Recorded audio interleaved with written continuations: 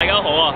話說喺2個幾鐘頭之前，我哋遇到呢位泰國人統及差，佢話帶我哋睇免費泰妹，因為攝製隊一行人都餓咗5、6日啦，所以大家都不如有揸上晒車。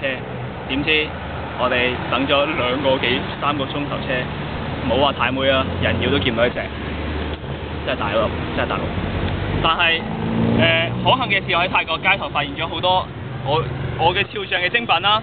有通街都賣啊，仲大賣添，好辛苦先揾到一 set。我會帶翻嚟香港俾大家，係咁先啦，你哋好煩啊！